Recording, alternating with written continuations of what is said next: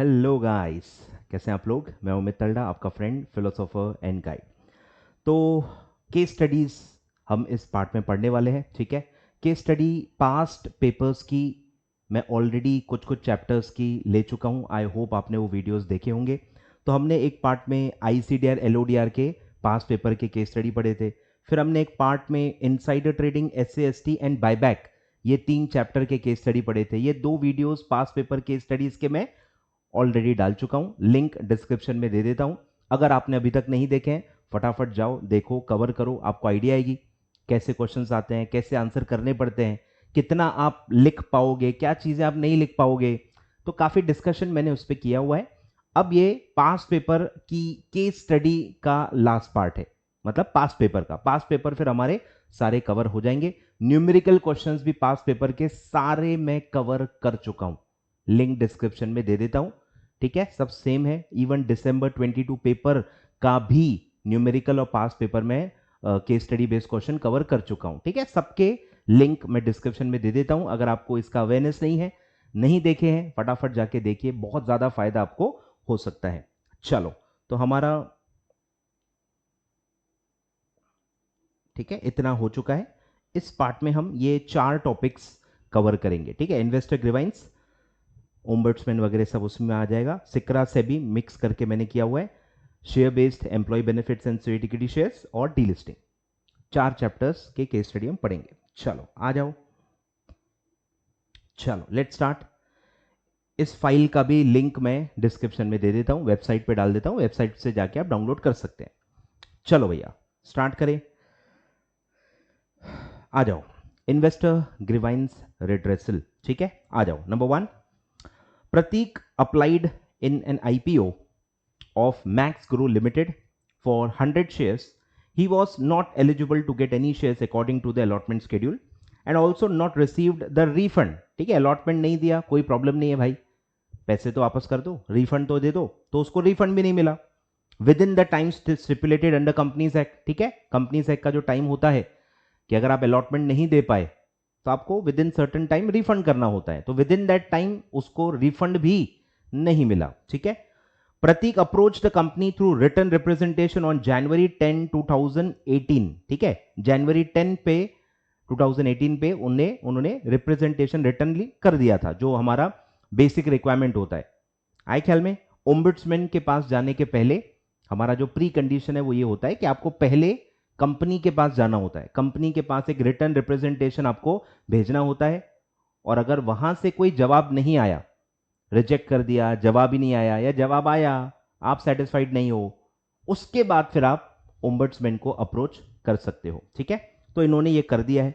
पढ़ते पढ़ते ही आपको समझ रहे हो ना, टिक करते जाना है, हाँ ये हो चुका है ये। तो प्रोसेसिंग बहुत इंपॉर्टेंट है पेपर में। ठीक है, तो वो अप्रोच कर चुका है, प्रतीक कंपनी को अप्रोच कर चुका है through return representation on January 10, 2018। The company neither replied, ध्यान दो, हाँ सब फैक्ट्स दिए हैं, काफी इंपॉर्टेंट है, आंसर फॉर्म करने में काफी हेल्प करते हैं।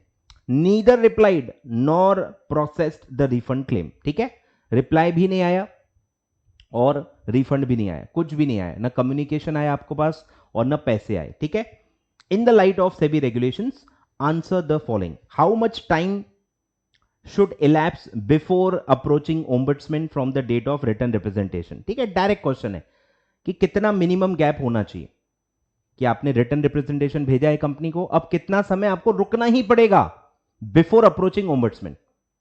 तो ये टाइम लिमिट आपको पता होती है। ठीक है, ये होती है 1 मंथ, 1 मंथ की गैप जरूरी है। रिटर्न रिप्रेजेंटेशन से 1 मंथ जब इलैप्स हो जाता है और आपको कोई रिप्लाई नहीं आया, तो आप ओम्बड्समैन को अप्रोच कर सकते हो। ठीक है, और एक मैक्सिमम लिमिट भी होती है विद इन 6 मंथ्स। ठीक है, एटलीस्ट 1 मंथ बाद, बट विद इन 6 मंथ्स, ये रेंज होती है ओम्बड्समैन को अप्रोच करने की। ठीक है, तो ये आप लिख सकते हो कि 1 मंथ के बाद ही, क्योंकि पूछा है कितना टाइम इलैप्स हो जाए उसके बाद ही आप जा सकते हो, तो ये डायरेक्ट आपका आंसर आएगा 1 मंथ। फिर है state the grounds and the procedure for filing a complaint before ombudsman. ठीक है, तो प्लेन क्वेश्चन है, ये कोई सिचुएशन नहीं है, जनरिक पूछा है, बताओ क्या क्या ग्राउंड्स है, क्या क्या रीजन के वजह से आप ओम्बड्समैन में कंप्लेन फाइल कर सकते हो और आपका ब्रीफली क्या प्रोसीजर होगा। ठीक है, और फिर whether Prateek can hire services of a legal representative to plead his case, to plead his case, complain file करने के लिए नहीं बोला है। कंप्लेन कौन फाइल कर सकता है वो एक अलग है, ये प्लीड की बात की जा रही है, रिप्रेजेंटेशन की बात की जा रही है कि क्या वो ओम्बड्समैन के बिफोर अपने बिहाफ पे लीगल प्रैक्टिशनर को भेज सकता है कि नहीं। अब यहां प्रतीक का कैपेसिटी क्या है वो भी आपको ध्यान देना है। प्रतीक कौन है? प्रतीक कंप्लेनेंट है, प्रतीक कंप्लेनेंट है, ठीक है। और डिफेंडेंट कौन है? कौन डिफेंड कर रहा है, कौन रिस्पॉन्ड करेगा? कंपनी। इसमें एक रूल है, अगर आपको पता होगा तो आप समझ रहा होगा कि मैं क्या बात कर रहा हूं। रूल ही नहीं पता होगा तो ठीक है, कोई टेंशन नहीं, आप सोच ही रहोगे सर ये सब क्या बात कर रहे हैं। ठीक है, चलो ये क्वेश्चन समझ में आ गया, सिचुएशन समझ में आ गई। पहला आंसर बिल्कुल सिंपल है, बोलो पहला आंसर क्या आएगा? 1 मंथ, ठीक है। एज पर SEBI ombudsman regulation 2003 complainant had not received any reply, ठीक है, रिप्लाई नहीं मिला है within 1 month after the listed company intermediary concerned received its representation or the complainant is not satisfied, ठीक है, रिप्लाई मिला ही नहीं है, मिला है लेकिन आप सेटिस्फाइड नहीं हो तो भी चलता है, ठीक है। ये दो रीजंस होते हैं और ठीक है, दो ऐसे ये है,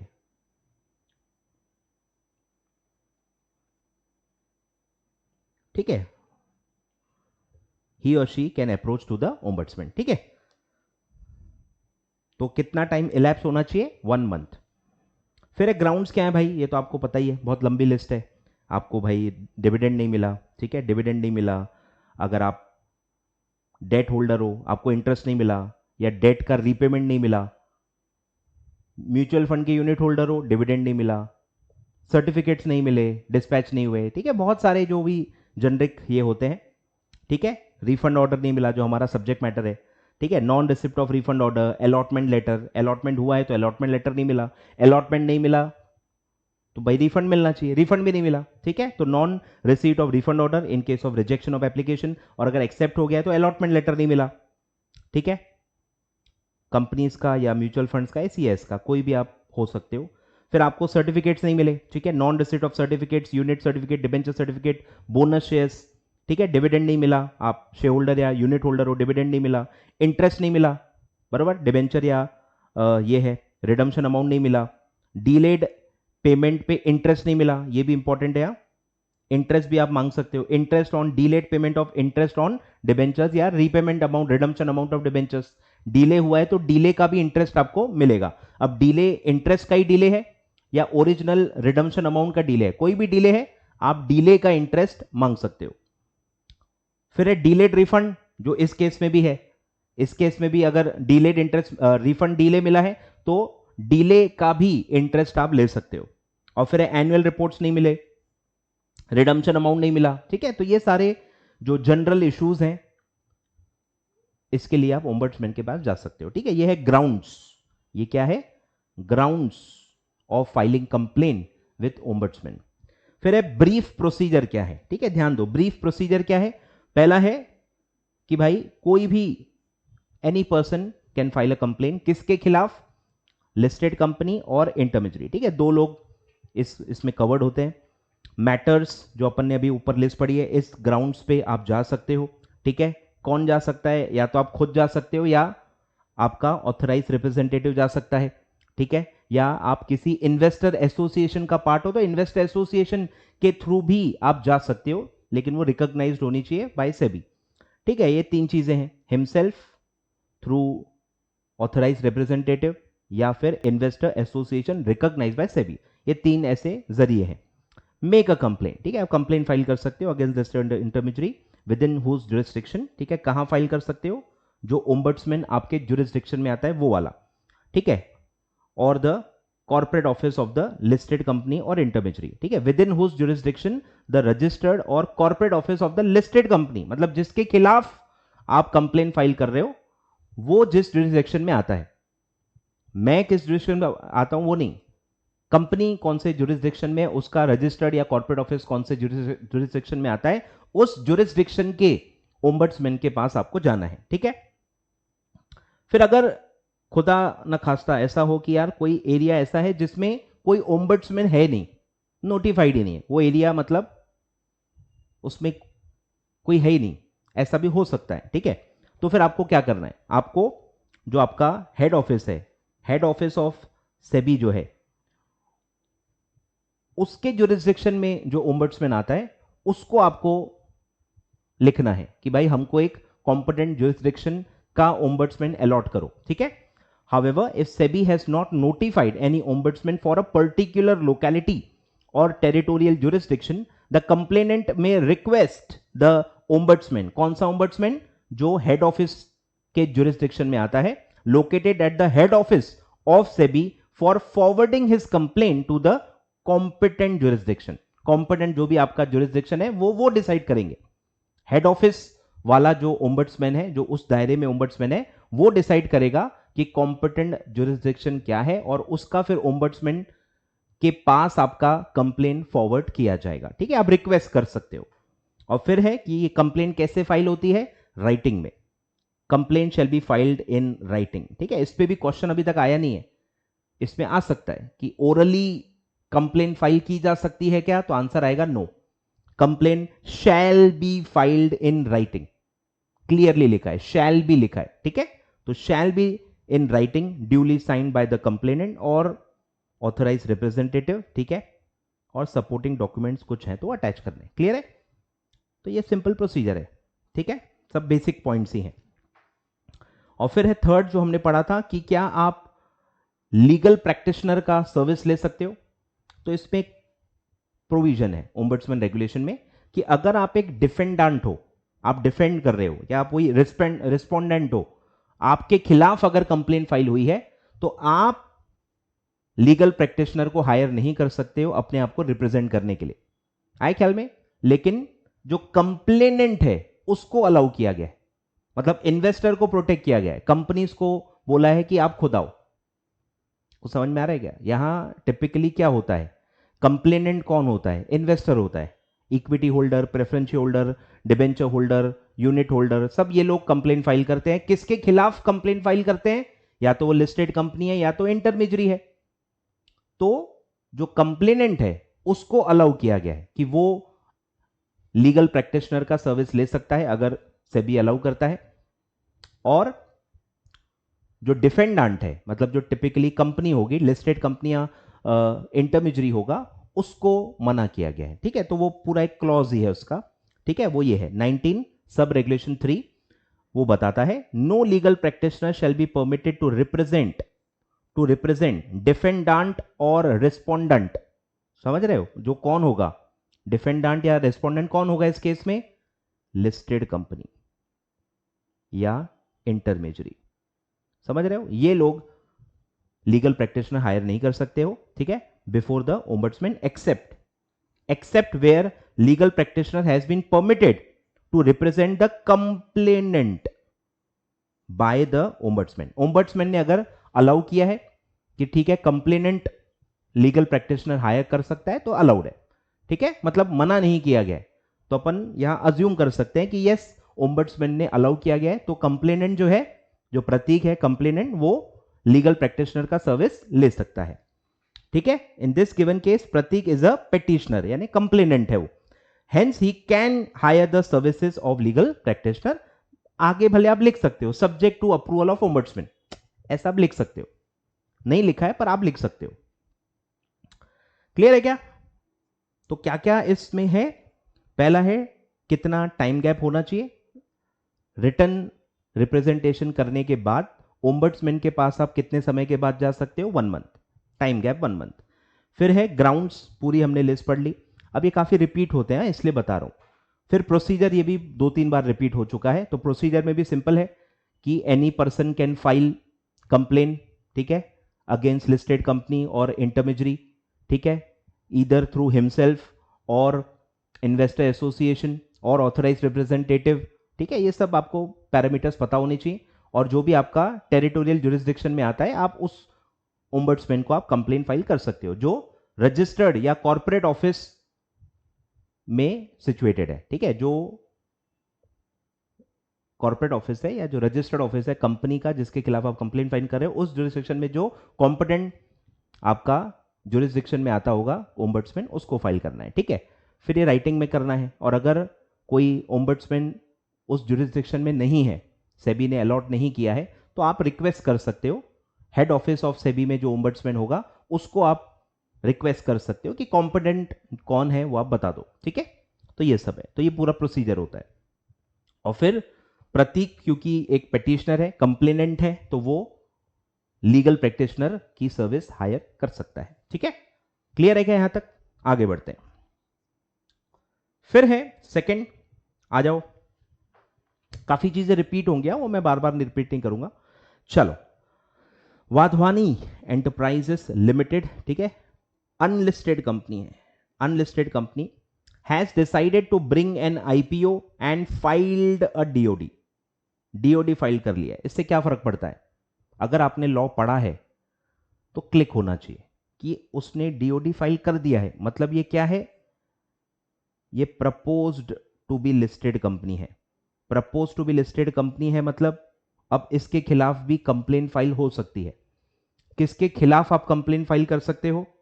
लिस्टेड कंपनी, इंटरमीडियरी जो सेबी के पास रजिस्टर्ड है, फिर ये भी आती है ऐसी कंपनी जिसने डीओडी फाइल कर दिया है या जिसको इन प्रिंसिपल अप्रूवल मिल गया है लिस्टिंग का, लिस्टिंग के लिए उसने अप्रूवल के लिए फाइल किया हुआ है, मतलब जो propose to be listed company है उनके खिलाफ भी आप कंप्लेन फाइल कर सकते हो। क्लियर है? चलो, तो ये उसका इंडिकेशन है। The company is not able to correctly interpret a circular issued by SEBI. Managing director of the company wants to seek informal guidance. Sorry, informal guidance का क्वेश्चन है। तो इसमें क्या आता है? इसमें लिस्ट आती है कि कौन इनफॉर्मल गाइडेंस के लिए अप्लाई कर सकता है, ठीक है। तो उसमें ये आता है, उसमें और भी लोग आते हैं, आई थिंक उसमें वो भी आता है, क्या बोलते हैं, trustee, mutual fund, trustee company, AMC, ठीक है, ये भी लोग आते हैं, ठीक है। लंबी आई थिंक 5-6 लोग की लिस्ट है इसमें। और उसमें ये भी आता है कि ऐसी कंपनी जिन्होंने डीओडी फाइल कर दिया है या ऐसी कंपनी जिन्होंने लिस्टिंग अप्रूवल के लिए अप्लाई किया हुआ है, मतलब जो propose to be listed company की कैटेगरी में आ जाती है, वो लोग भी एलिजिबल हैं to ask for informal guidance, ठीक है। तो इनको कंफ्यूजन है कि ये लोग उस सर्कुलर में कवर्ड है कि नहीं, ये लोग अप्लाई कर सकते हैं कि नहीं, और इनका एमडी क्या सोचता है वो आपको दिया हुआ है। MD wants to seek informal guidance under SEBI informal guidance scheme. Ramesh, a director of company, is of a view that since the company is not yet listed, so the company cannot seek informal guidance from SEBI. ठीक है, एक director है, उसका ये opinion है। Being a company secretary, advise on the following matters: who can apply for informal guidance, whether company can apply for informal guidance in the given situation, what are the matters on which informal guidance cannot be sought.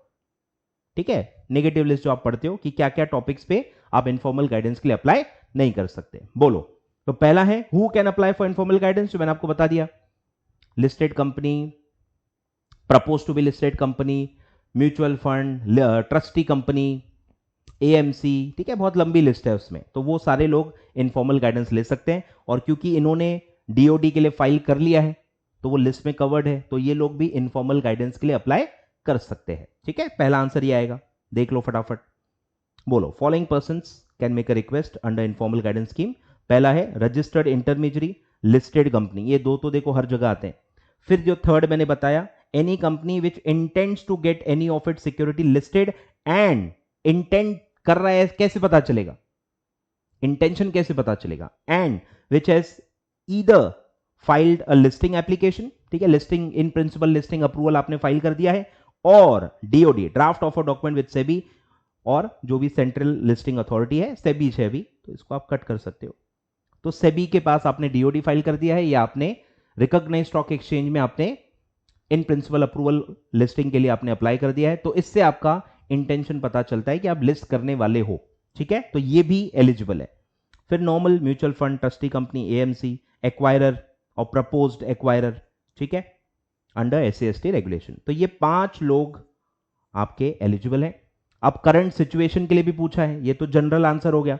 अब इन 5 में अपनी company आ रही है क्या? Yes, उसका indication question में दिया है, ठीक है, तो आपको वो लिखना है, उसका रेफरेंस देना है कि इन the given case since Wadhwani limited being an unlimited company has filed DoD with SEBI, therefore it can apply for informal guidance under the informal guidance scheme. Clear है?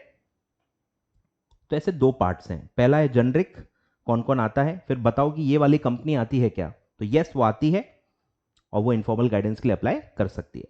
फिर एक जनरिक, ठीक है, नॉर्मल क्वेश्चन है कि कौन कौन से टॉपिक्स पे या कौन कौन सी चीजों के लिए आप इनफॉर्मल गाइडेंस के लिए अप्लाई नहीं कर सकते हो, ठीक है, कैन नॉट अप्लाई, वो वाला पूछा है, तो पूरा आपने पढ़ा हुआ है बहुत बार। Following matters informal guidance can not be sought, ठीक है, कि ऐसा टॉपिक जो काल्पनिक है या जिसके बारे में आपने लीगल प्रोविजंस साइट नहीं किए, बता ही नहीं है कि कौन से प्रोविजंस या कौन से रेगुलेशंस के तहत आप ये पूछ रहे हो, ऐसे टॉपिक्स जो कोर्ट में पेंडिंग है, सब जुडीज हैं, ठीक है, या ऐसे केसेस जिसमें आपका कोई लेना देना ही नहीं है, आप डायरेक्टली इन्वॉल्व ही नहीं हो, तो उनके बारे में भी आप पूछ नहीं सकते, ठीक है, आप 5-6 पॉइंट्स ख्याल में रख सकते हो, ठीक है। पहला है कि आपने पूरी इंफॉर्मेशन नहीं दी है, मतलब आपका एप्लीकेशन इनकम्प्लीट है तो वो रिजेक्ट हो जाएगा, ठीक है, with a general and do not completely और sufficiently describe the factual situation, ठीक है, आंसर देने के लिए जो डिटेल्स लगती है सफिशिएंट डिटेल्स आपने प्रोवाइड नहीं की है, मतलब इसको आप इनकम्प्लीट एप्लीकेशन कह सकते हो। फिर है जो काल्पनिक है, हाइपोथेटिकल सिचुएशन पूछ रहे हो, ऐसा कभी हो ही नहीं सकता। फिर है कि जिसमें आपका कोई लेना देना नहीं है, रिक्वेस्टर हैज नो डायरेक्ट और प्रॉक्सिमेट इंटरेस्ट, आपका कोई लेना देना नहीं है। फिर आपने लीगल प्रोविजन ही नहीं बताई, इंटरप्रिटेशन या जो इनफॉर्मल गाइडेंस है वो एक पर्टिकुलर लॉ के हिसाब से होता है, लॉ ही नहीं बताओगे तो हम कैसे बताएंगे, exact law provision regulation number ये वो सब आपको उसका रेफरेंस बताना पड़ता है, ठीक है। फिर अगर ऐसा ही कुछ ऑलरेडी इनफॉर्मल गाइडेंस हम बता चुके हैं, सिमिलर फैक्ट्स थे, सिमिलर केसेस थे और हम ऑलरेडी इनफॉर्मल गाइडेंस दे चुके हैं, तो सेम सिचुएशन पे फिर से क्यों दे, ठीक है, तो वो भी है। इफ नो एक्शन और interpretive letter has already been issued by any other department that or any other department on a substantially similar question, same question same facts already बता चुके हैं, फिर से क्यों आ रहे हो, वही पढ़ लो, ठीक है, तो वो है सिमिलर फैक्ट्स है। फिर है भाई उसके ऊपर कोई कार्रवाई चालू हो गई है, investigation inquiry enforcement action has been initiated, एक बार तीर निकल गया उसके बाद इनफॉर्मल गाइडेंस नहीं ले सकते। फिर कोई पेंडिंग है केस चालू हो गया ट्रिब्यूनल में, कोर्ट में, ठीक है, सब जुडिस मैटर है, उसमें भी फिर हम इनफॉर्मल गाइडेंस नहीं दे सकते। और फिर ऐसा कोई मैटर जो डिपार्टमेंट को लगता है कि हमारा पॉलिसी मैटर है, इसमें हमको चुप बैठना है, इसमें हम आपको नहीं बताएंगे, हमारे हिसाब से हमको ऐसे टॉपिक्स पे बोलना नहीं चाहिए, तो इस वजह से भी वो रिजेक्ट कर सकते हैं। Those cases where policy matters, policy concerns require that the department does not respond, ठीक है, चुप बैठना ज्यादा बेटर होगा आपके लिए, आपके डिपार्टमेंट के लिए। ऐसा कोई टॉपिक आपको लगता है तो वहां पे भी आप इनफॉर्मल गाइडेंस के लिए मना कर सकते हो, ठीक है। तो इतने सारे केसेस हैं, आप 4-5 मैटर्स ख्याल में रख सकते हो। क्लियर है, क्लियर है क्या? तो ये था सेकेंड केस स्टडी। आगे बढ़ते हैं, थर्ड पे आ जाओ। अब ये इसमें देखो रिपीटेशन चालू होगा, ठीक है, ध्यान दो। सर्वभौम, ओ माय गॉड, सर्वभौम, आई डोंट नो क्या है, जो भी है, मैं एस लिमिटेड बोलता हूं प्यार से, ठीक है। S limited issued 2000 equity shares of 100 each on 1st May 2019. Amount payable was 30 rupees on application, 70 on allotment. ये तो अकाउंट्स का क्वेश्चन लग रहा है भाई। 30 on application, 70 on allotment.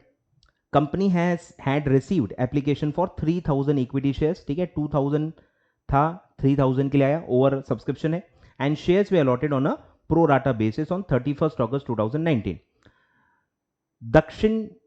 Dakshin had applied for 120 shares on 15th May. The excess application money was refunded to him on 29th February 2020. मतलब apply किया था 15 मई को 2019 और एक्सेस रिफंड मिल रहा है 29 Feb 2020। मतलब सोचो कितना डिले मिला है, कितना लेट मिला है, ठीक है। तो ये आपको डेट्स पे ध्यान देके खुद ही समझना है, ठीक है। अब पूछा क्या है, can Dakshin launch the complaint to ombudsman for interest on delayed refund of application money, ठीक है, कि आप ऐसा कर सकते हो क्या, क्या वो ग्राउंड्स में कवर्ड है, क्या आपको ये बताना है। ग्राउंड्स की लिस्ट हम ऑलरेडी पढ़ चुके हैं, वही ग्राउंड की लिस्ट आपको यहां बतानी है, और फिर बताना है कि यस उसमें इंटरेस्ट ऑन डिलेड रिफंड भी कवर्ड है, इंटरेस्ट ऑन डिलेड रिफंड भी कवर्ड है, ठीक है। तो इसका आंसर आएगा यस, क्योंकि वो ग्राउंड्स की लिस्ट में कवर्ड है। फिर है, और यहां डिले हुआ है, यहां डिले हुआ है, अरे रिफंड भैया कुछ ही दिनों में देना पड़ता है ना, इधर तो महीने के महीने बीत गए, 29 Feb 2020 को आपने किया है, तो वो तो डिलेड दिख ही रहा है। फिर है, what is the procedure for filing complaint, same any person, listed company, ये जुरिस्डिक्शन, ये वो याद आ रहा है, वो पूरा वही 3-4 पॉइंट्स आपको वही लिखने हैं, सेम है। फिर है what is the duration for making a complaint to ombudsman. अब ये ड्यूरेशन पूछ रहा है, वो मिनिमम गैप या इलैप्स वो नहीं पूछ रहा है, तो यहां आंसर आएगा 6 मंथ्स। रिटर्न रिप्रेजेंटेशन से विद इन 6 मंथ्स ही आप ओम्बड्समैन को अप्लाई कर सकते हो। एक मैक्सिमम लिमिट भी होती है, तो ये वो पूछा है। उसमें भी अलग अलग है कि मिनिमम 1 मंथ हो जाना चाहिए elapse, but with in 6 months. ठीक है, तो वो हम पढ़ेंगे ड्यूरेशन। क्लियर है, सिचुएशन समझ में आ गई। मतलब वो नंबर ऑफ शेयर्स, ये वो, इसका कोई लेना देना नहीं है, कैलकुलेशन कुछ नहीं करना है, लॉ का इंटरप्रिटेशन आपको पूछा है। तो नंबर 1, पहले आप भले पूरी लिस्ट दे सकते हो, 4-5 पॉइंट्स, वो पूरे जो ग्राउंड्स की लिस्ट है वो उसके आप पॉइंट्स दे सकते हो। ठीक है, इन्होंने नहीं दिया, इन्होंने डायरेक्ट आंसर दिया, कोई दिक्कत नहीं। एज पर SEBI ombudsman regulation, Dakshin can launch the complaint for non receipt of interest on delayed refund. ठीक है, क्योंकि ग्राउंड में कवर्ड है, as it is covered under the grounds of filing complaint with the ombudsman. ठीक है, आप ऐसा लिख सकते हो। फिर है प्रोसीजर, ये पूरा सेम है, पॉइंट्स बना के दिए थे मैंने। ठीक है, तो ये पूरा वही है। फिर भाई नोटिफाइड नहीं है तो रिक्वेस्ट करो, और फिर राइटिंग में आपको ये करना है। ठीक है, और अगर आपका कंप्लेंट फ्रिवलस है, काल्पनिक है, ठीक है, ऐसा कुछ लगता है, तो उस ग्राउंड पे भी हम रिजेक्ट कर सकते हैं। ठीक है, कि आप टाइम पास कर रहे हो, कोई सीरियस कंप्लेंट नहीं है आपका, तो फ्रिवलस कहते हैं उसको। फिर है ड्यूरेशन। ठीक है, ड्यूरेशन क्या है भाई, पहला कि अगर 1 मंथ हो जाना चाहिए। ठीक है, अनलेस आपका कंप्लेंट तब तक लॉन्च नहीं हो सकता unless the complainant had before making a complaint to SEBI और ombudsman made a return representation. ठीक है, पहले कंपनी को अप्रोच करना है या इंटरमीडिएट को अप्रोच करना है, और उसको उसका रिप्लाई नहीं आया, या तो उसने रिजेक्ट कर दिया, या तो उसका कोई रिप्लाई ही नहीं आया, या रिप्लाई आया पर आप सेटिस्फाई नहीं हुए हो। ठीक है, not satisfied with the reply, 3 cases होते हैं। रिजेक्ट हो गया था, रिप्लाई नहीं आया, रिप्लाई आया लेकिन मैं सेटिस्फाइड नहीं हूं। ठीक है, तो ये होना चाहिए, और उसमें कितना टाइम हो जाना चाहिए, 1 मंथ। 1 महीना हो गया है कि या तो रिजेक्ट हो गया है, उसका मतलब रिजेक्शन आ गया है, और या तो रिप्लाई नहीं आया, फाइल कर दिया है, 1 महीना हो गया, रिप्लाई नहीं आया, या विद इन 1 मंथ रिप्लाई आ गया है पर आप सेटिस्फाइड नहीं हो। ठीक है, तो भी आप फाइल कर सकते हो। ठीक है, तो रिप्लाई जो नहीं आया इसमें 1 मंथ अप्लाई होता है। रिजेक्ट हो गया, इसमें 1 मंथ का नहीं है, जैसे रिजेक्ट हो गया आप कंप्लेन फाइल कर सकते हो।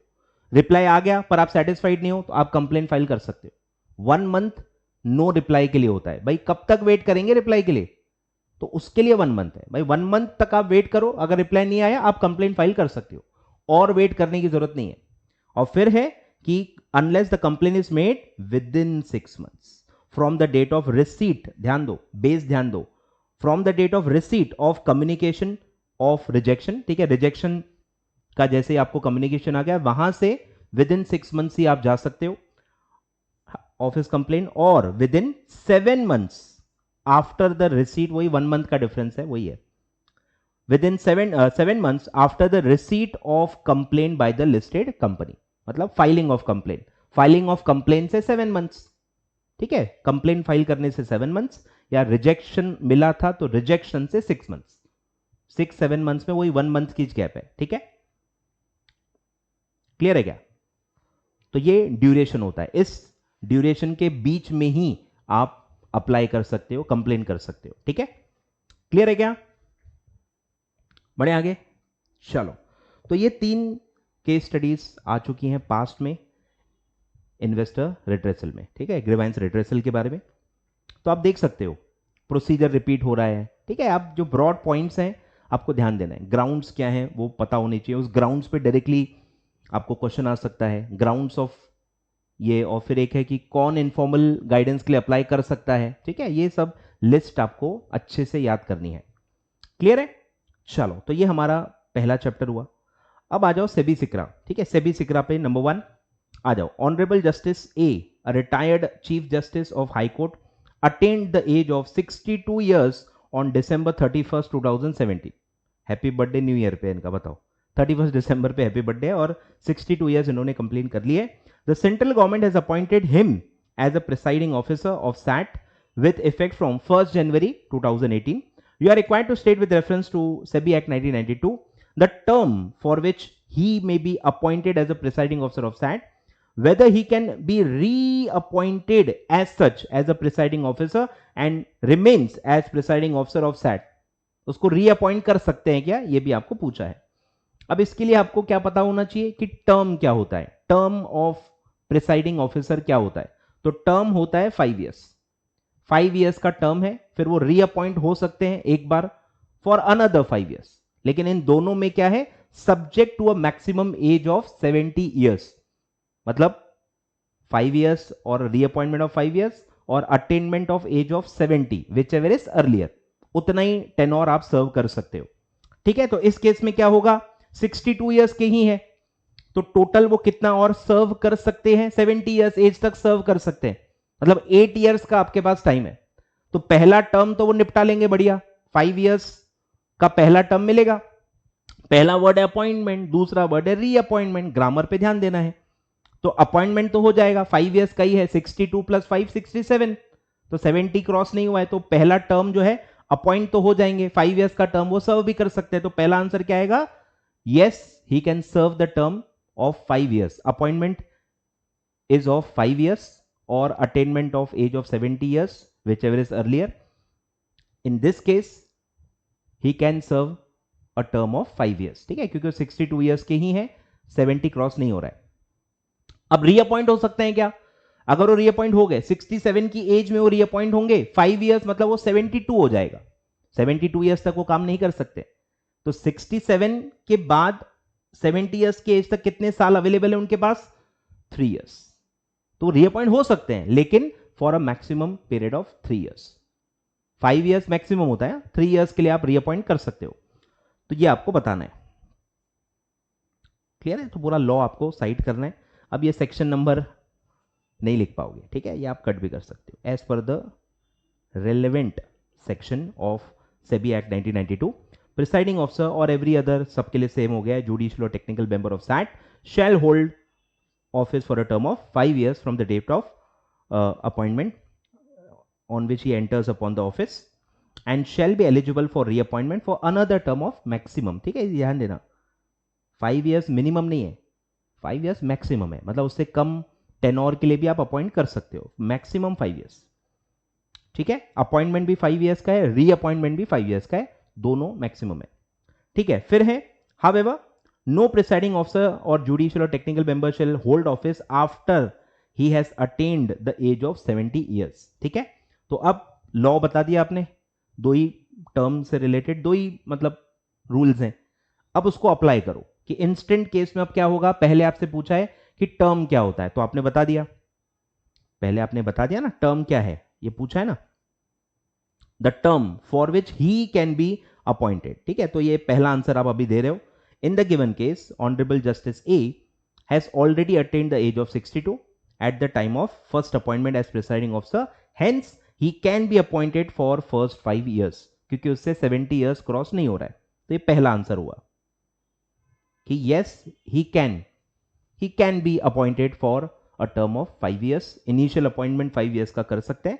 However he can also be reappointed. ठीक है, रीअपॉइंट भी हो सकता है, but only for a maximum period of 3 years, क्योंकि फिर वो 70 ईयर्स की एज अटेन कर लेंगे. ठीक है, further but not more than 3 years, as after the 3 years he will attain the age of 70 years. तो उसके पास 3 साल ही है. ग्रामर थोड़ा सा बदल के आप लिख सकते हो. ठीक है, सब फ्लेक्सिबल होता है, सब फ्लेक्सिबल होता है. ठीक है, ऐसा ही यही वर्डिंग्स, ऐसे ही कॉमा यही देना है, ऐसा कुछ भी नहीं है.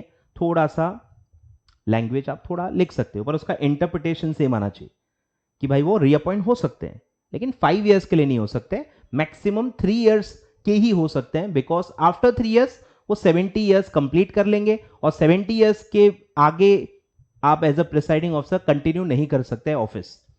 क्लियर है, तो आप थोड़ा सा अपने लैंग्वेज में, इजी लैंग्वेज में लिख सकते हो, कोई दिक्कत नहीं. क्लियर है, तो पहले हमने लॉ लिखा, फिर उसको अप्लाई करके हमारे जो फाइनल आंसर है वो लिखें. ठीक है, तो ये पहला आंसर है और ये सेकंड आंसर है, सेकंड सब क्वेश्चन का आंसर है. क्लियर है, बढ़े आगे. चलो फिर ये भी थोड़ा सा इजी क्वेश्चन है, मतलब ये सर्कुलर बेस्ड क्वेश्चन है, इसमें थोड़ा मेरे हिसाब से दो दो आंसर हो सकते हैं, ठीक है, पर आई थिंक इंस्टीट्यूट ने एक ही आंसर दिया है, आई डोंट नो, ठीक है।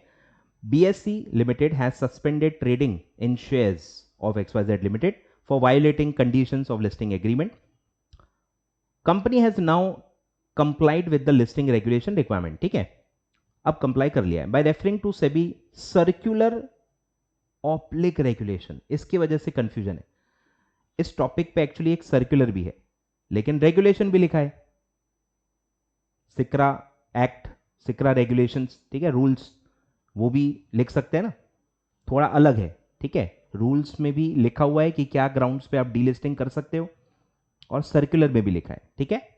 Discuss the criteria for suspension of trading, delisting नहीं है, सस्पेंशन है, तो सर्कुलर का ही मतलब आंसर ज्यादा अप्रोप्रिएट होगा, ठीक है। सस्पेंशन के क्राइटेरियाज कहे गए हैं, suspension, temporary suspension, permanent delisting की बात नहीं हो रही है, कंपल्सरी डीलिस्टिंग की बात नहीं हो रही है, तो इसीलिए वो जो सिक्रा रूल्स हैं वो यहां पे मेरे ख्याल से इसीलिए नहीं लिख सकते हैं क्योंकि वो डीलिस्टिंग के, परमानेंट डीलिस्टिंग के, यहां डीलिस्टिंग के लिए नहीं पूछा है, यहां सस्पेंशन के लिए पूछा है, तो सर्कुलर डायरेक्टली अप्लाई हो जाता है। सर्कुलर पे एक पूरी लिस्ट दी गई थी कि क्या क्या नॉन कॉम्प्लायंसेस के लिए टेम्पररीली आपके जो शेयर्स हैं, सिक्योरिटीज हैं, वो सस्पेंड किए जा सकते हैं फ्रॉम ट्रेडिंग, ठीक है। तो ये सर्कुलर बेस्ड क्वेश्चन है, बड़ा होगा तो ही आएगा, कुछ भी लिख के आ जाओगे 0 मार्क ही मिलना है, ठीक है, ये प्योर सर्कुलर बेस्ड क्वेश्चन है, ठीक है। इस बार इसीलिए मैंने काफी एक आध दो अटेम्प्ट से मैंने सर्कुलर पढ़ाना भी चालू कर दिया है, ठीक है। पहले मुझे लगता था कि सर्कुलर, इस आप खुद ही देख लो कितना ऑफ बीट है, अलग ही है, सस्पेंशन ऑफ ट्रेडिंग के बारे में कुछ भी नहीं है आपको, तो ऐसे टॉपिक्स को याद रखना, समझना, कनेक्ट करना थोड़ा मुश्किल होता है, और उससे क्या होता है बच्चे प्रेशर में आ जाते हैं, सर हमारा एक्ट ही नहीं हो रहा है, हमारे रूल्स या रेगुलेशन, जो मेन रेगुलेशन है वही हमसे हो नहीं रहे, कहाँ हम सर्कुलर पढ़ेंगे, कहाँ उसको हम याद करेंगे, हमसे जो हमारा बेयर मिनिमम सिलेबस है उतना हमसे हो नहीं रहा, ये प्रॉब्लम है। तो ये वही लोग करें जिनका मेन रेगुलेशन हो गया है, मेन रेगुलेशन पे अच्छा ग्रिप आ गया है, रिविजन्स हो गई हैं, एंड यू आर कॉन्फिडेंट कि आप और एक्स्ट्रा पढ़ सकते हो, तो आप प्रेशर लो। प्रॉब्लम क्या है, ऑलरेडी बहुत प्रेशर है, ऑलरेडी कॉन्फिडेंस लो है, और सर्कुलर थोपते जाएंगे आपका और कॉन्फिडेंस लो ही होगा, फायदा नहीं होगा, समझ रहे हो। तो किसको सर्कुलर की दुनिया में कदम रखना है सोच लो पहले, ठीक है। आपकी अगर बेसिक पढ़ाई हो गई है, बेसिक जो आपका मटेरियल है वो पूरा कवर हो गया है, and you are confident about it, आपका कंप्लीट हो गया है, समझ में भी आ गया है, रिवीजन लेवल पे भी आ गए हो, उसके बाद you can venture into circulars, ठीक है। तो ये पूरा सर्कुलर बेस्ड है, ठीक है। सेबी वाइट सर्कुलर डेटेड 3 मई 2018 और एग्जाम भी है दिसंबर 18, ठीक है। मतलब जो सप्लीमेंट में जो सर्कुलर होते हैं उसी में से आया है, भलते ही आपको मतलब सेबी की वेबसाइट से जाके सर्कुलर नहीं पढ़ने, एटलीस्ट आईसीएसआई का सप्लीमेंट कवर करके जाओ बस, ठीक है। तो ये वैसा ही आया है। Prescribe the criteria for suspension of trading in shares of a listed company which are as follows, ठीक है। क्या क्या आपने नहीं किया, फेलियर, क्या क्या फेलियर्स हुए तो आपका ट्रेडिंग सस्पेंड किया जा सकता है टेम्पररीली, ये पूरे क्राइटेरिया दिए हुए। तो क्या क्या आपने नहीं किया, आपने बोर्ड कॉम्पोजिशन जैसा चाहिए वैसा नहीं रखा है, बोर्ड कॉम्पोजिशन ही अभी तक वैसा नहीं बनाया है जो सेबी रेगुलेशंस कहते हैं, या आपने वुमेन डायरेक्टर ही अपॉइंट नहीं किया है, ठीक है, फॉर 2 कॉन्जिक्यूटिव क्वार्टर, जो जिम्मेदारी आपकी थी भाई, जो डेट पे आप लाइबल हो गए हो वुमेन डायरेक्टर अपॉइंट करने के लिए, वहां से 2 क्वार्टर हो गए हैं, अभी तक आपने वुमेन डायरेक्टर अपॉइंट नहीं किया है, तो आपकी ट्रेडिंग ही सस्पेंड कर देंगे। फिर है ऑडिट कमेटी कंस्टिट्यूट नहीं की है जिस तरह से कही गई है फॉर 2 कॉन्जिक्यूटिव क्वार्टर्स, ठीक है। नॉर्मली बाय डिफॉल्ट सब में क्वार्टरली कॉम्प्लायंसेस हैं तो 2 क्वार्टर्स है, अब जो एनुअल कॉम्प्लायंस है तो वहां पे 2 ईयर्स है, बेस मैच करना है, ठीक है। तो ये 2 क्वार्टर्स है। Submission of corporate governance compliance report quarterly होता है तो 2 consecutive quarters. Shareholding pattern quarterly भेजना होता है, 2 consecutive quarters. Financial result quarterly होता है। एनुअल रिपोर्ट, अरे अंधे को ही दिख रहा है एनुअल लिखा है, एनुअल रिपोर्ट एनुअली होगी ना भाई, वो क्वार्टर कैसे होगी, तो यहां 2 फाइनेंशियल ईयर आएंगे, ठीक है। फिर आपने ऑडिट नहीं किया है, reconciliation of shares and capital audit, याद आ रहा है, रिकंसिलेशन ऑफ शेयर्स एंड वो ऑडिट कराना पड़ता है, तो वो भी 2 कॉन्जिक्यूटिव क्वार्टर से नहीं हुआ है, कॉन्जिक्यूटिव क्वार्टर्स। और फिर है receipt of notice of suspension of trading of that entity by any other recognised exchange, कि आपके भाई बहन जो आपके दूसरे रिकॉग्नाइज्ड स्टॉक एक्सचेंज है जहां पे आप लिस्टेड हो, उन्होंने आपको ये कर दिया है, सस्पेंड कर दिया है ट्रेडिंग से, तो आप भी सस्पेंड कर सकते हो। मतलब किसी और ने सस्पेंड किया है, इस बेसिस पे आप भी ट्रेडिंग सस्पेंड कर सकते हो। तो मैं अगर एनएससी हूं, बीएससी ने आपकी ट्रेडिंग सस्पेंड की है, तो एनएससी भी उसके बेसिस पे ट्रेडिंग सस्पेंड कर सकती है। इट्स अ वैलिड ग्राउंड, ठीक है, रिकॉग्नाइज्ड स्टॉक एक्सचेंज और एनी और all of the above grounds, ठीक है। इन्हीं ग्राउंड्स पे किसी और स्टॉक एक्सचेंज ने आपको सस्पेंड किया गया है, तो बचे हुए स्टॉक एक्सचेंज भी अपना सस्पेंड कर सकते हैं, ठीक है। डीलिस्टिंग नहीं है, सस्पेंशन है। क्लियर है? तो ये सर्कुलर है। अब इस पे आपको फिर से तो नहीं आएगा ना, पर आपका जो अभी सप्लीमेंट है आईसीएसआई का, उसमें जो भी सर्कुलर है वो आपको पढ़ने हैं, और वो मैंने पढ़ा भी दिए। अमेंडमेंट्स के मैं लिंक दे देता हूं, ठीक है। अमेंडमेंट्स में ऑलरेडी पढ़ा चुका हूं, उसमें जो भी सर्कुलर्स हैं सब मैं बता चुका हूं, ठीक है। क्लियर है? आगे बढ़ते हैं।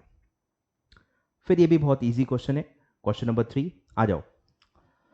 Question number 3, SEBI has imposed a penalty of 25 crore, ठीक है, 25 करोड़ का पेनल्टी इंपोज किया सेबी ने on Sunset Company Limited. However due to the problem of liquidity, ठीक है, पैसों की तंगी है, company is unable to pay the amount of penalty. Explain how the amount can be recovered under the provisions of SEBI act 1992। अब ये कोई case study तो है ही नहीं, ये तो प्लेन क्वेश्चन है, रिकवरी पे क्वेश्चन है। कैसे ऑफिसर जो है सेबी का वो कैसे रिकवर करेगा अमाउंट्स जो भी रिकवरेबल होते हैं। अब उसमें पूरी लिस्ट आती है क्या क्या अमाउंट्स रिकवरेबल होते हैं, उसमें लिस्ट में वन ऑफ द अमाउंट आएगा पेनल्टी का अमाउंट। आए ख्याल में? तो क्या क्या तरीके होते हैं भाई, अटैच करो प्रॉपर्टीज, अटैच करो और बेच दो, movable property, immovable property, bank accounts, ठीक है, सब बेच बाच के पैसे रिकवर कर सकते हैं। तो नॉर्मल क्वेश्चन है। बोलो रिकवरी सेक्शन नंबर नहीं लिख पाओगे तो relevant section of SEBI act deals with recovery of amounts, ठीक है। अब क्या क्या अमाउंट होते हैं पेंडिंग, तो पेनल्टी वाला पहला ही आएगा, ठीक है। Fails to pay penalty impose by adjudicating officer, fails to comply with any direction of the SEBI for refund of moneys, ठीक है, कोई फंड आप रेज कर रहे थे, मिनिमम सब्सक्रिप्शन नहीं मिला या कोई अमाउंट रिफंडेबल है, आप रिफंड नहीं कर पा रहे हो। Fails to comply with the direction of disgorgement, ठीक है, डिसगॉर्जमेंट का ऑर्डर है और वो अमाउंट आपको जमा करना है, वो आप कर नहीं रहे अंडर सेक्शन 11, ठीक है, तो वो है। Fails to pay any fees due to SEBI, ठीक है, कोई भी फाइलिंग फी, ये फी वो फी, कोई भी फीस सेबी में आपको भरनी है, आप भर नहीं पा रहे हो, तो वो भी आएगा, ठीक है। ऐसे 4 ड्यूज हैं जिसको रिकवर किया जा सकता है, ठीक है। हमारा इंस्टेंट जो क्वेश्चन है वो पेनल्टी का है, जो पहले पहले ही पॉइंट में कवर्ड है। अब ये कैसे रिकवरी ऑफिसर कैसे रिकवर करेगा, ठीक है, रिकवरी ऑफिसर करेगा, रिकवरी ऑफिसर में draw up under his signature a statement in the specified format specifying the amount due from the person and shall proceed to recover from such person the amount specified in the certificate by one or more of the following modes. Number 1, attach and sell movable property, attach and sell immovable property, attach bank accounts. Bank account sale कैसे करोगे, वो सिर्फ attach होते हैं, तो attach and sale movable, attach and sale immovable, attach bank accounts, ठीक है, 3 एकदम नॉर्मल है, आपको याद आ जाएंगे। फिर है भाई अरेस्ट कर दो, प्रॉपर्टी नहीं है या आपको लगता है कि कुछ गड़बड़ करेगा, रिकवरी नहीं करने देगा या कुछ उसमें क्रिमिनल एंगल है, अरेस्ट भी कर सकते हैं, arrest the person and his detention in prison, और या फिर आप एक रिसीवर अपॉइंट करो, मतलब डेलीगेट कर दो। रिकवरी ऑफिसर भी कर सकता है, पर रिकवरी ऑफिसर एक रिसीवर भी अपॉइंट कर सकता है जो एक एक बेचेगा, एक पैसा रिकवर करेगा और उसको आपको पूरा स्टेटमेंट दे देगा। रिसीवर अपॉइंट करने का भी राइट है। Appointment of a receiver for management of the person's movable and immovable property, ठीक है। तो ये सब तरीके आपके पास हैं for recovery of the SEBI dues, ठीक है। सिंपल क्वेश्चन है, आगे बढ़ते हैं। तो ये पूरा सेबी सिक्रा का है। अब आगे बढ़ते हैं। अब है share based employ benefits and sweat equity regulations, ठीक है। काफी इजी है और काफी दिलचस्प क्वेश्चन आते हैं इसमें से, ठीक है, और काफी कंफ्यूजन भी बच्चों को इसमें बहुत ज्यादा होता है, ठीक है। तो ध्यान देना, अच्छे से ध्यान देना, अच्छे से हम डिटेल में डिस्कस करेंगे। Let's start question number 1। Tango Trading Limited is a public company which has its equity listed on NSE. Company wants to implement ESOP plan for its employees. ESOP plan will be operated through a trust in accordance with SBEB regulations. अब नाम बदल गया है, and SE regulation 2021 updated, ये आपको नाम आएगा, ये क्वेश्चन पुराना है.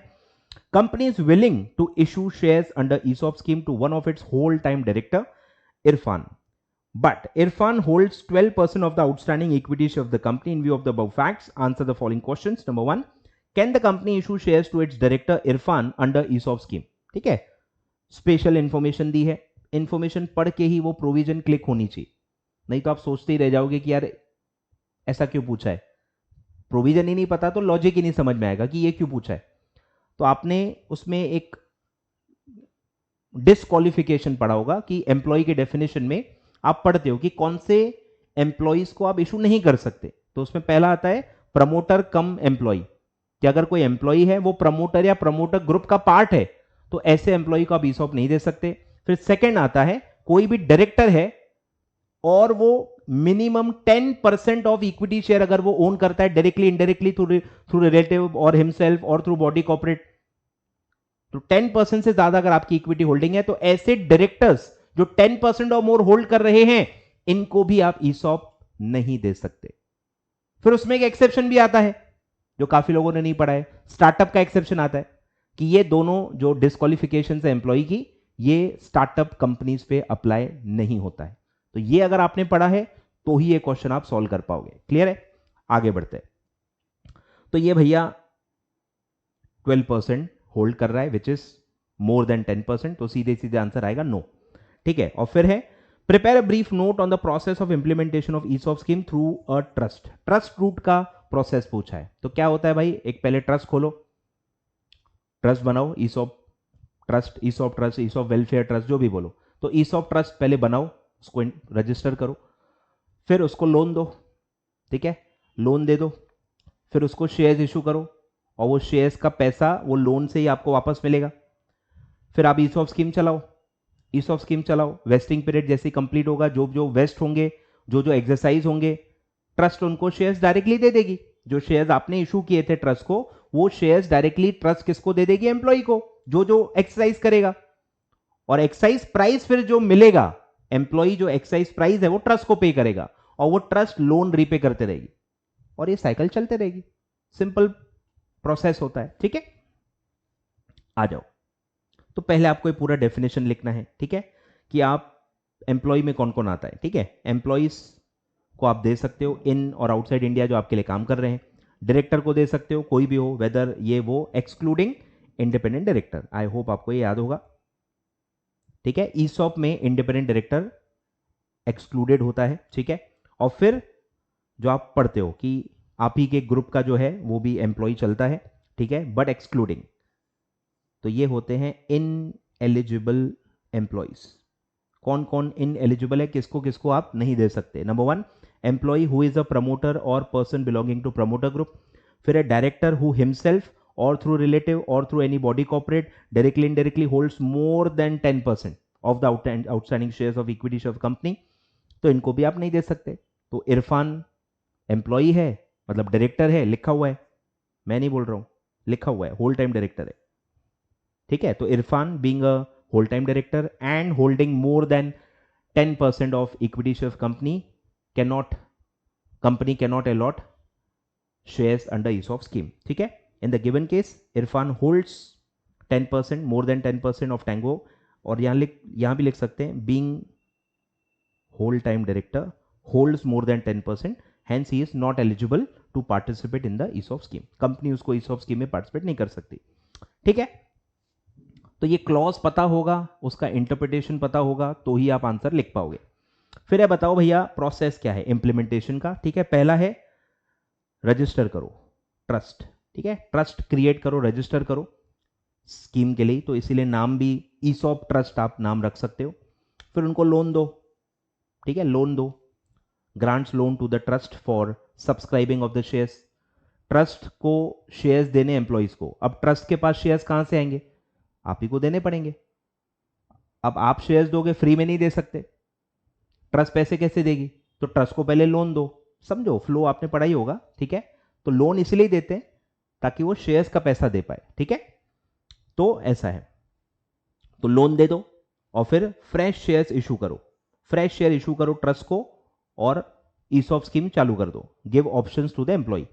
और फिर जैसे जैसे एम्प्लॉय सब्सक्राइब करेंगे, where the employee decides to exercise the option to acquire the shares, the trust transfers the shares. अब कंपनी नहीं देगी, ट्रस्ट देगी, ट्रस्ट डायरेक्टली ट्रांसफर कर देगी। वो जो शेयर्स आपने ट्रस्ट को दिए थे वो ट्रस्ट के नाम पे थे, ट्रस्ट के नाम पे रजिस्टर होते हैं, पढ़ा होगा आपने, और वो ट्रस्ट फिर ट्रांसफर कर देगी एम्प्लॉय के नाम पे, ठीक है।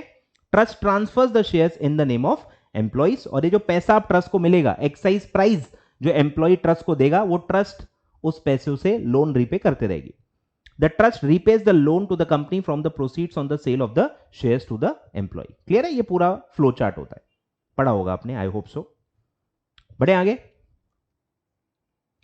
तो ये केस स्टडी थी नहीं, मतलब ये वाली सेकंड पार्ट तो केस स्टडी था ही नहीं ना, ये तो नॉर्मल प्लेन क्वेश्चन था, ठीक है। तो आपको ध्यान देना है, हर क्वेश्चन पूरा पूरा केस लॉ नहीं होता है, काफी प्लेन प्लेन क्वेश्चन भी केस स्टडी के बहाने चिपका के पूछे जाते हैं, ठीक है।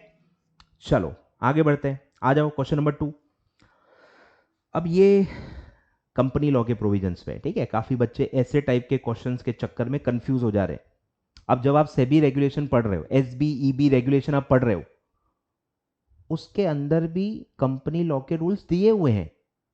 मुझे पता ही नहीं है बच्चों को प्रॉब्लम क्या है इससे, आपकी बुक में से ही आ रहा है, सेबी की बुक से ही आ रहा है। ऐसा नहीं कहा जा रहा है कि नहीं नहीं जाओ कंपनी लॉ की बुक पढ़ो, अरे आपके सिलेबस का ही पार्ट है, सेबी के मॉड्यूल में ही दिया हुआ है, तो आपको घबराना क्यों है कि ये कंपनीज एक्ट के प्रोविजंस हैं या सेबी रेगुलेशन है, फर्क क्या पड़ता है, आपके सिलेबस का पार्ट है, आप पढ़ो। इसको अलग से क्यों आपको इतना स्पेशल इंपॉर्टेंस देना है कि ये कंपनी लॉ का क्वेश्चन है, क्या फर्क पड़ता है, फर्क क्या पड़ता है भैया, बताओ तो सही, क्या फर्क पड़ता है। बुक में जब तक वो है, मुझे नहीं लगता आपको कोई प्रॉब्लम होना चाहिए। अगर कोई चीज ऐसी है जो बुक में ही नहीं है तो प्रॉब्लम होना चाहिए, तो मुझे भी प्रॉब्लम होगा। पर ये जो रूल्स आप पढ़ रहे हो ये आपके सेबी के बुक के अंदर भी दिया हुआ है, तो you should not be bothered about it, you should not be bothered about it, ठीक है। ध्यान देना, answer the following with reference to company share capital and debenture rules 2014 as to whether these are eligible employees under ESOP scheme, ठीक है। Number 1, Ankit is a permanent employee deputed in USA for a specific project. मुद्दा समझ में आ गया होगा, ठीक है, कि ये परमानेंट एम्प्लॉई है और ये इंडिया के बाहर काम कर रहा है। परमानेंट है वो तो अच्छी बात है, वो तो अलाउड ही है, बस ये इंडिया में नहीं है, ये प्रॉब्लम है। तो अपन पढ़ चुके हैं, ईसॉप स्कीम के तहत आप इन और आउटसाइड इंडिया किसी भी एम्प्लॉय को दे सकते हो, तो यस अंकित को आप दे सकते हो। Smart limited is a independent company. अब स्मार्ट लिमिटेड आपके लिए काम कर रही है, आपके एम्प्लॉय है, लेकिन हम ईसॉप किसको दे सकते हैं, सिर्फ इंडिविजुअल्स को। ESOP can not be given to companies, ठीक है, इंडिविजुअल एम्प्लॉयज जो होते हैं उनको दिया जाता है। तो स्मार्ट लिमिटेड भले आपके लिए काम करती होगी, आपने कुछ काम उसको अलॉट किया होगा, बट वो ईसॉप स्कीम में पार्टिसिपेट नहीं कर सकती, ठीक है। Companies can not participate in ESOP scheme as employee. Anil is a promoter and employee, specific exclusion पढ़ा है अपन ने, अभी ऊपर पढ़ा कि एम्प्लॉय जो प्रमोटर भी है उसको आप नहीं दे सकते, ठीक है, तो नो आएगा आंसर। फिर अनीश डायरेक्टर प्लस 11% होल्ड कर रहा है, मोर देन 10, आंसर आएगा नो, ठीक है। डायरेक्टर प्लस 10 से ज्यादा होल्ड कर रहा है तो उसको भी आप अलॉट नहीं कर सकते। और फिर जो मैंने आपको एक एक्सेप्शन बताया था, स्टार्टअप को दो एक्सक्लूजन जो हैं, जो दो इनएलिजिबल चीजें हैं, वो स्टार्टअप्स पे अप्लाई नहीं होती है, वो रिलैक्सेशन दिया गया है, तो इसीलिए वो क्वेश्चन पूछा है। If it is a startup company, ESOP scheme जो दे रही है, अगर ये स्टार्टअप कंपनी में एलिजिबल है as per the government of India notification, तो what will be the situation, will the situation be same in 3 and 4 above. बोलो 3 and 4 में क्या बोला था आपने, नो नो। अब स्टार्टअप रहा तो भी नो बोलोगे, नहीं, अब यस बोलेंगे, क्योंकि ये दोनों लिमिटेशंस अप्लाई नहीं होती है। मतलब प्रमोटर है, एम्प्लॉय है, तो भी दे सकते हैं, डायरेक्टर है, 10 से ज्यादा होल्ड करता है तो भी दे सकते हैं, स्टार्टअप पे ये अप्लाई नहीं होता, ठीक है। तो yes situation will be different, या no situation will not be same. Grammar है भाई, आप जैसा लिखना चाहो लिख सकते हो, मतलब सेम आना चाहिए। No situation will not be same, now we can issue shares to Anil, who is a promoter and employee. We can issue share to Anish, who is a director and holding more than 10%. तो yes आएगा answer, ठीक है। Clear है क्या, चलो आए देखते हैं फटाफट, ठीक है। रूल 12 आप नहीं लिख सकते हो, रेलिवेंट रूल्स, ठीक है, याद नहीं रहा तो कोई प्रॉब्लम नहीं है। तो रूल्स का नाम एटलीस्ट ये पूरा लिखना है बरोबर, ठीक है, क्वेश्चन में शायद दिया हुआ है। बोलो एलिजिबल एम्प्लॉइज इसमें लिखा हुआ है, तो पहला आंसर आएगा यस। परमानेंट एम्प्लॉय जो इन और आउटसाइड इंडिया काम कर रहा है दोनों कवर्ड है, hence Ankit is eligible employee. फिर है नो, कंपनी इसमें अलाउड नहीं होती है, since smart limited is a company, companies act rules made there under does not recognize company as an employee, employee normally individual ही होना चाहिए। फिर है कि अनिल को अपॉइंट कर सकते हैं क्या, नो, क्योंकि एम्प्लॉय हु इज प्रमोटर और belonging to promoter group is not a employee, employee की डेफिनेशन से ही हटा दिया है, तो hence Anil is not an eligible employee. फिर है सेम नो, डायरेक्टर है प्लस 10 से ज्यादा होल्ड कर रहा है तो एलिजिबल एम्प्लॉय में नहीं आता है। Director who himself through this directly indirectly hold more than 10%, तो वो एलिजिबल एम्प्लॉय नहीं है, और हेंस अनीश को भी हम अलॉटमेंट नहीं दे सकते, मतलब वो ईसॉप स्कीम में पार्टिसिपेट नहीं कर सकता है। फिर है yes Anil and Anish are eligible employees, ठीक है, एलिजिबल एम्प्लॉय के लिखा है, आप ऐसा नहीं लिख सकते yes situation will B same, ये गलत हो जाएगा। कुछ समझ में आ रहा है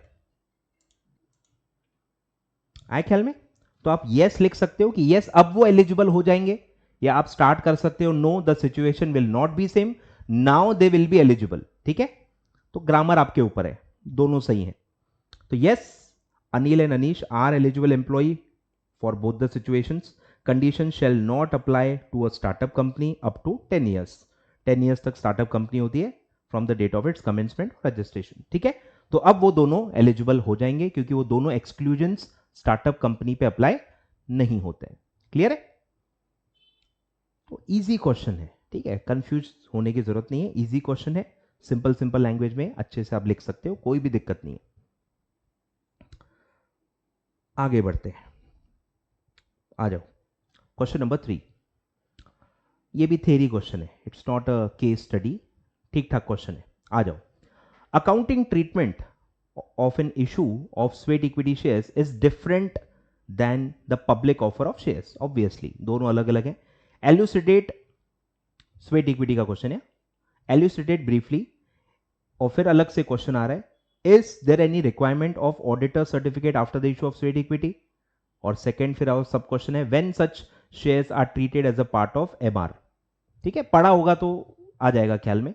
बोलो अकाउंटिंग ट्रीटमेंट क्या होती है स्वेट इक्विटी की, कि हमको देखना होता है पहला कि क्या उससे हम एसेट रिकॉग्नाइज कर सकते हैं, इंटेंजिबल एसेट रिकॉग्नाइज होता है तो एसेट की तरह उसको ट्रीट करना है, एसेट रिकॉग्नाइज करना है, और अगर एसेट रिकॉग्नाइज नहीं हो पा रहा है तो उसको हम एज अ एक्सपेंस ट्रीट करेंगे, ठीक है, ये उसकी ट्रीटमेंट होती है। और फिर ऑडिटर सर्टिफिकेट देना पड़ता है, यस, जैसे आपने स्वेट इक्विटी दी है उसके बाद जो भी शेयर होल्डर्स मीटिंग होती है उसमें आपको ये सर्टिफिकेट प्लेस करना पड़ता है बिफोर द शेयर होल्डर्स, तो यस आएगा आंसर, ऑडिटर सर्टिफिकेट लगता है। और फिर कि कब ये एमआर का पार्ट माना जाता है, उसमें भी एक पूरा पैराग्राफ आपने पढ़ा होगा कि अगर आपने डायरेक्टर को दिया है equity share sweat equity, director या मैनेजर को दिया है, नॉर्मल एम्प्लॉय को नहीं, डायरेक्टर या मैनेजर को दिया है, जो मैनेजरियल पर्सोनल में आते हैं, तो आपने डायरेक्टर या मैनेजर को दिए हैं, और प्लस उसमें एसेट रिकॉग्नाइज नहीं हुआ है, ठीक है, यानी ये जो पहला वाला सिचुएशन है ना, अगर एसेट रिकॉग्नाइज हो रहा है तो एमआर नहीं आएगा, अगर वो एक्सपेंस रिकॉग्नाइज हो रहा है तो वो एमआर में आएगा, ठीक है। तो डायरेक्टर या मैनेजर को दिया है और प्लस एसेट नहीं, वो एज ए एक्सपेंस ट्रीट किया गया है, तब वो एमआर का पार्ट माना जाएगा, जो भी रिसीवर है वो उसके एमआर के कैलकुलेशन में हम काउंट करेंगे, ठीक है। चलो तो सिंपल है, पहला नॉन कैश कंसिडरेशन है अगर, ठीक है, आपको पता ही है दो तरीके हो सकते हैं इशू करने के, एट ए डिस्काउंट और for consideration other than cash, ठीक है, treatment mainly other than cash के लिए दी गई है, तो अदर देन कैश है, नॉन कैश कंसिडरेशन है, तो पहला है where the non cash consideration takes the form of depreciable और एमोर्टाइजेबल एसेट, मतलब एक एसेट रिकॉग्नाइज हो सकता है टेंजिबल और intangible, it shall be carried to the balance sheet, balance sheet में मतलब वही आपको एसेट रिकॉग्नाइज करना है in accordance with the relevant accounting standard. और अगर ये अप्लाई नहीं होता है, above clause does not apply, यानी एसेट रिकॉग्नाइज नहीं कर सकते हैं, वो बेनिफिट एसेट के पैरामीटर में नहीं आ रहा है, एसेट रिकॉग्नाइज करने के लिए कुछ पैरामीटर फुलफिल करने पड़ते हैं, आपकी इच्छा से नहीं होता है, रिकॉग्निशन क्राइटेरियाज होते हैं, तो रिकॉग्निशन क्राइटेरिया अगर फुलफिल नहीं हो पा रहे हैं, आप एसेट रिकॉग्नाइज नहीं कर सकते, तो फिर क्या होगा, इट शैल बी एक्सपेंस्ड, अब उसको खर्चा दिखा दो। ठीक है, ये उसका ट्रीटमेंट है। फिर है ऑडिटर सर्टिफिकेट देना पड़ता है। ठीक है, in the general meeting subsequent to the issue of sweat equity shares the board of director shall place before the shareholders a certificate from secretarial auditor. याद आ रहा है, अमेंडमेंट था, पहले सिर्फ ऑडिटर था तो स्टैट्यूटरी ऑडिटर माना जाता था, अब उसमें वर्ड इंसर्ट कर दिया है सेक्रेटेरियल ऑडिटर, यानी कि कंपनी सेक्रेटरी, ठीक है, वो उसका सर्टिफिकेट लगता है that the issue of sweat equity has been in accordance with the SEBI regulation. ठीक है, कॉम्प्लायंस सर्टिफिकेट है, तो आपने सेबी रूल्स रेगुलेशन के हिसाब से किया है, and in accordance with the resolution pass by the company authorising the issue of sweat equity shares, तो आपको प्लेस करना है। तो यस, स्टैट्यूटरी सेक्रेटेरियल ऑडिटर का सर्टिफिकेट लगता है। और फिर है कब ये एमआर में आता है, तो उसके दो कंडीशन है। पहला कि वो आपने डायरेक्टर या मैनेजर को दिया होना चाहिए, इशू टू एनी डायरेक्टर और मैनेजर, एंड उसका जो ट्रीटमेंट है कि if they are issued for non cash consideration which does not take the form of an asset, asset का फॉर्म नहीं होना चाहिए, मतलब क्या होना चाहिए, एक्सपेंस, मतलब आपकी ट्रीटमेंट उसकी अगर एक्सपेंस की आपने दी है तो वो आपको एमआर में मानना है। ठीक है, it shall be treated as a part of managerial remuneration. Clear है, तो लैंग्वेज थोड़ी घुमा के है और कुछ नहीं। तो ये आपका पूरा केस स्टडी है, मतलब 2-3 सब क्वेश्चंस है। ठीक है, आगे बढ़ते हैं। अब आते हैं last, delisting.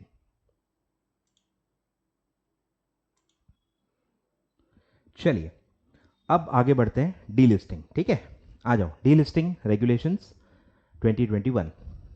Question number 1, board of directors of a listed company, board of directors of a listed company desires to delist its equity shares from all the recognized stock exchange। ठीक है, all, पूरा voting pattern दिया हुआ है, voting details through postal ballot, पता ही होगा postal ballot mandatory है।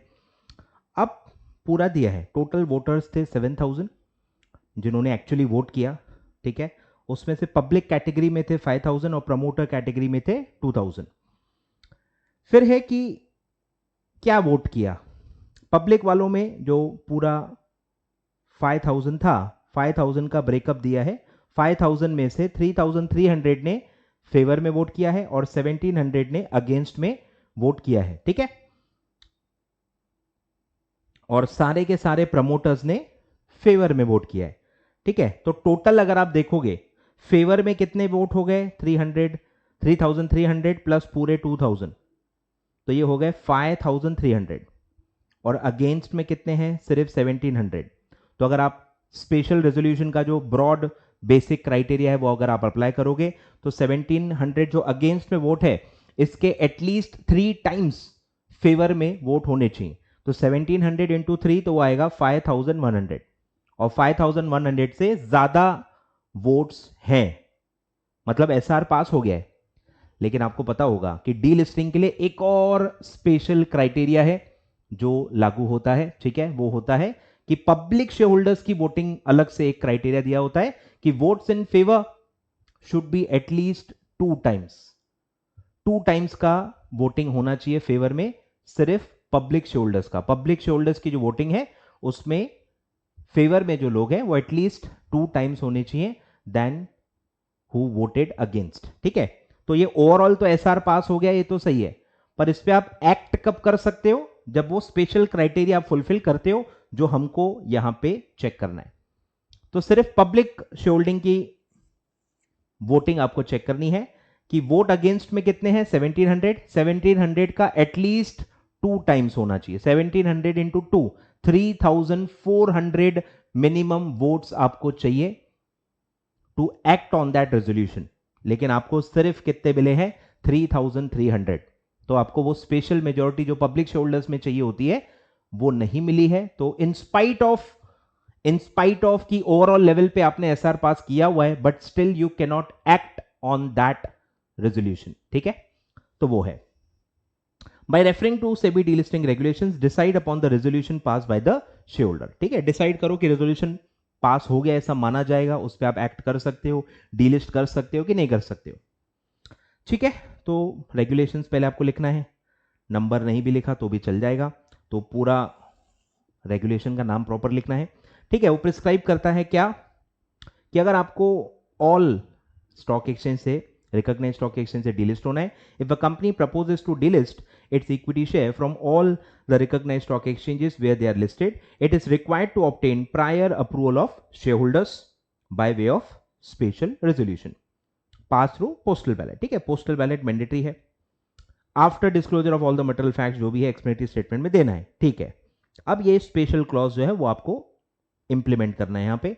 However, SR will be acted upon if and only if the votes cast by public shareholders in favor are at least 2 times of the number of vote cast by public shareholder against it। ठीक है, public shareholder में जिन्होंने against में vote किया है उससे at least 2 times favour में public shareholder ने वोट किया होना चाहिए, और इस केस में ऐसा नहीं हो रहा है, एटलीस्ट 2 टाइम्स नहीं है, उससे कम है, और इसीलिए इस रेजोल्यूशन पे आप एक्ट नहीं कर सकते। ठीक है, in the above mention case resolution was pass by SR, SR overall level पे पास हो गया है, जो मैंने आपको कैलकुलेशन भी बता दी है, वो आप लिख भी सकते हो, दी नहीं है बट आप चाहो तो उसको इलॉबरेट करके लिख सकते हो कि ओवरऑल लेवल पे एसआर पास हो गया है, फेवर के वोट जो है वो 5300 है, अगेंस्ट के जो वोट है वो सिर्फ 1700 है, 1700 इंटू 3 5100, ये सब लिख सकते हो और अच्छा हो जाएगा आपका आंसर। ठीक है, as it has approval of 75% of the shareholders. However, the resolution does not have requisite approval of public shareholders. Vote cast in favor, that is 3300, is not the twice of vote cast against the resolution, that is 1700, by public shareholder. Therefore, SR cannot be acted upon by the company. इस पे आप act नहीं कर सकते हो, इसको implement नहीं कर सकते हो, दोनों कंडीशन फुलफिल होनी चाहिए, ओवरऑल लेवल पे भी एसआर पास होना चाहिए, और सिर्फ पब्लिक शेयरहोल्डर्स का एटलीस्ट ट्वाइस फेवर में भी वोटिंग होना चाहिए, तभी वो रेजोल्यूशन पास हुआ है, उस पर आप एक्ट कर सकते हो। ठीक है, तो फाइनल आंसर क्लियरली लिखना बहुत जरूरी है कि therefore SR can not B acted upon by the company, इसको आप इंप्लीमेंट नहीं कर सकते। क्लियर है, क्लियर है क्या? बढ़े आगे, फिर है क्वेश्चन नंबर 2, आ जाओ। Question number 2. Pinky Limited, being a listed company, has not complied with the requirements of the listing agreement with the stock exchange. Stock exchange has decided for compulsory delisting of securities from its trading platform. Answer the following. Whether once listed stock exchange can go for compulsory delisting of securities of Pinky Limited. मतलब power है क्या पूछा गया है कि अगर आपने एक बार हाँ बोल दिया और आपने लिस्ट कर दिया है, अब आप उनको डीलिस्ट कर सकते हो? ऑब्वियसली यस, डीलिस्टिंग का राइट होता है स्टॉक एक्सचेंज के बाद। अगर आप नॉन कॉम्प्लायंस करोगे, listing conditions, continuous listing conditions को फॉलो नहीं करोगे तो डीलिस्टिंग हो सकती है, कोई दिक्कत नहीं है, पावर है। ठीक है, what are the provisions for constitution of a panel? ठीक है, अगर आपने डीलिस्टिंग रेगुलेशंस पढ़े आपको पता होगा, डीलिस्टिंग का जो डिसीजन है स्टॉक एक्सचेंज एक पैनल के थ्रू लेता है, उनको एक पैनल बनाना जरूरी होता है। पैनल अगर रिकमेंडेशन देता है कि हाँ डीलिस्टिंग होनी चाहिए तो ही आप डीलिस्ट कर सकते हो, तो पैनल क्रिएट करना पड़ता है, और पैनल में अलग अलग लोग होते हैं, स्टॉक एक्सचेंज के कुछ लोग होते हैं, कुछ आपके आरओसी के लोग होते हैं, कुछ आई थिंक इन्वेस्टर के भी, एसोसिएशन के इन्वेस्टर रिप्रेजेंटेटिव्स भी होते हैं। तो हम पढ़ेंगे, पूरा एक पैनल है, उसका एक कंस्टिट्यूशन है, मिनिमम उतने लोग आपको उस पैनल में हायर करने पड़ते हैं। ठीक है, तो वो हमको लिखना है, कंस्टिट्यूशन लिखना है पैनल का। और फिर है कि कितना टाइम मिलता है, what time period will be given for representation to Pinky Limited. अब इसमें आपको प्रोसीजर अगर पता होगा तो जब भी पैनल बोलेगा कि हाँ डीलिस्टिंग ऑर्डर भाई वो पास कर देगा, तुरंत उनको before publishing of delisting order stock exchange को क्या करना है, पब्लिक नोटिस देनी है, न्यूज़पेपर में पब्लिक नोटिस देनी है, और उनको बताना है कि हमने डीलिस्टिंग ऑर्डर पास कर दिया है। और अब जिन लोगों को भी इससे प्रॉब्लम है, कोई एक फलानी कंपनी को हमने डीलिस्ट कर दिया है, अब इससे जिसको भी प्रॉब्लम है वो लोग, ठीक है, रिप्रेजेंटेशंस दे सकते हैं, और उसके लिए 15 डेज मिलते हैं। 15 डेज का टाइम पीरियड दिया जाता है, ठीक है। तो ये उसका आंसर है। चलो लेट्स स्टार्ट। सबसे पहला क्या है, यस पावर है, पहले डिफाइन किया है कंपल्सरी डीलिस्टिंग क्या होता है, ठीक है। परमानेंट रिमूवल ऑफ सिक्योरिटीज, ठीक है, एज अ पेनलाइजिंग मेजर, ठीक है, for non making the submissions और complying with the various requirements of listing agreement, ठीक है, within the time prescribe, ठीक है। ये डेफिनेशन हो गई कि कंपल्सरी डीलिस्टिंग क्या होती है। फिर है पावर कि एज पर SEBI guidelines recognized stock exchange में by order delist any equity shares of company on any ground prescribe under the rules. कौन से rules, securities contract regulation rules 1957, और वो सेक्शन भी आप मेंशन कर सकते हो 21A सेक्शन के तहत पावर है, और फिर वो रूल्स में पूरे ग्राउंड्स प्रिस्क्राइब किए गए हैं, ठीक है। Therefore, stock exchange as a penalizing measure for non-complying the various requirements of listing agreement can go for delisting, compulsory delisting of the securities of Pinky Limited, क्योंकि क्वेश्चन में दिया हुआ है कि उन्होंने लिस्टिंग एग्रीमेंट कंप्लाई नहीं किया है। तो yes there is a valid point, there is a valid ground कि आप उसको डीलिस्ट कर सकते हो। क्लियर है? तो यस पहला आंसर आएगा, yes stock exchange can go for compulsory delisting of the Pinky Limited. अब है वो पैनल का क्या होगा, ठीक है। कंस्टिट्यूशन ऑफ पैनल, रेगुलेशन नहीं भी लिखा तो भी ठीक है, क्योंकि इतना सारा आप याद नहीं कर पाओगे, ठीक है, तो उसका बर्डन मत लो।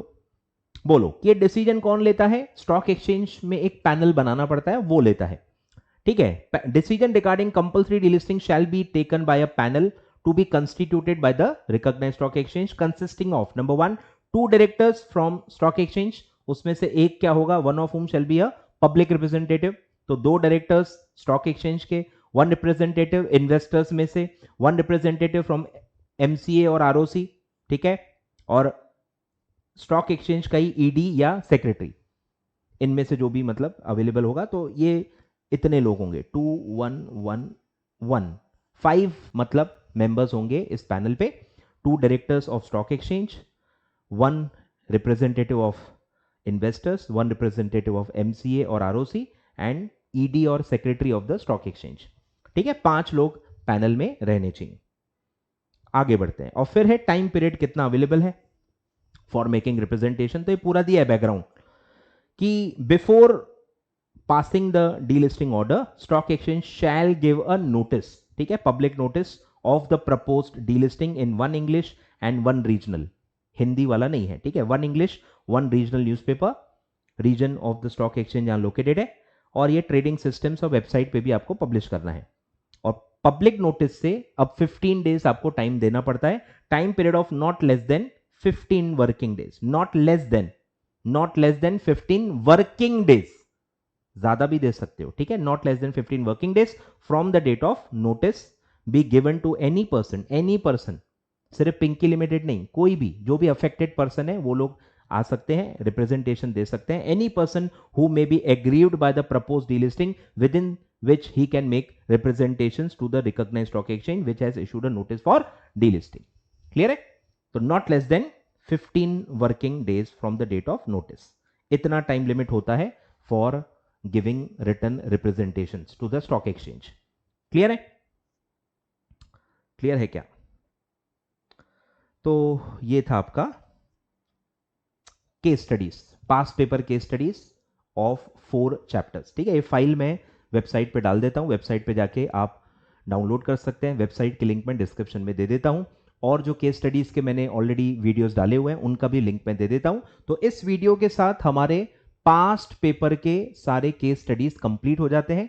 दिसंबर 22 का भी केस स्टडी मैं ऑलरेडी ले चुका हूं, ठीक है। आई होप मेहनत आप वेस्ट नहीं जाने दोगे मेरी, डेफिनेटली इन सारे वीडियोस को आप देखोगे, कैसे आंसर लिखने हैं, क्वेश्चन पढ़ते पढ़ते कैसे प्रोविजंस आपको क्लिक होने चाहिए, रेगुलेशन नंबर्स नहीं भी लिखे तो भी ठीक ठाक चल जाएगा, बहुत ज्यादा प्रेशर मत लो। अगर आपसे नंबर याद हो गए हैं, आपको रिकॉल हो गया है, कॉन्फिडेंस भी है कि हाँ ये सही, मैं मतलब मुझे रिकॉल जो हुआ है वो सही है, तो लिखना चाहिए। लिखने से फायदा ही होता है, नुकसान नहीं होता है, पर गलत लिखने से नुकसान होगा। गलत मत लिखो, भले मत लिखो लेकिन गलत बिल्कुल मत लिखो, ठीक है। तो ये था पास्ट पेपर केस स्टडीज, ठीक है। बोलने की जरूरत ही नहीं है। Do like the video, do subscribe my channel, do comment कि आपका क्या फीडबैक है, आपको फायदा हुआ नहीं हुआ, ठीक है। Thank you so much.